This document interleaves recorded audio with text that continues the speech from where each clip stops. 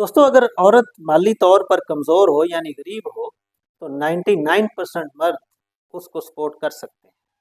लेकिन अगर मर्द माली तौर पर कमज़ोर हो यानी गरीब हो तो 99% खवातीन उसको नज़रअंदाज करती हैं। मुआशरे में औरत और मर्द को मुख्तलिफ तरीके से ऑब्जर्व किया जाता है।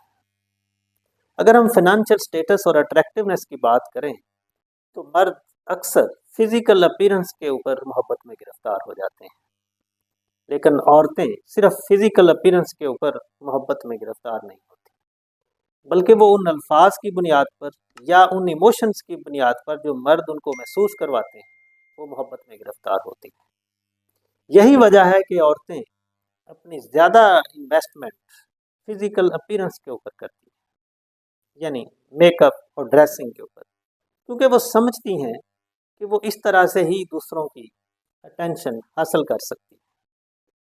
लेकिन दूसरी तरफ मर्द लफाजी के अंदर, फाइनेंशियल स्टेटस बताने के अंदर या इमोशंस का इजहार करने के अंदर एग्जैजरेट करते हैं, क्योंकि वो ये समझते हैं कि औरतें इन चीज़ों को पसंद करती हैं। और ये कोई आज का फ़लसफ़ा नहीं है, ये सदियों से मुआशरे के अंदर ये पैटर्न ऑब्ज़र्व किया जाता है। हाँ, हर ज़रूरी नहीं कि हर रिलेशन में ये बातें पाई जाएं, लेकिन इस मॉडर्न सोसाइटी के अंदर आप अक्सर इसी पैटर्न को देखेंगे और ऑब्जर्व भी करते हैं।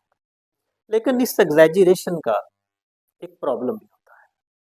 इन एग्जैजरेशन की बुनियाद के ऊपर जब रिलेशन बनते हैं वो बन तो जाते हैं, लेकिन अक्सर औकात आप देखते हैं कि वो रिलेशन इतने पायदार नहीं होते, क्योंकि रिलेशनशिप के बाद जब आप एक दूसरे के करीब आते हैं तो वो एग्जैजरेशन दरमियान से निकल जाती है और रियलिटी सामने आ जाती है।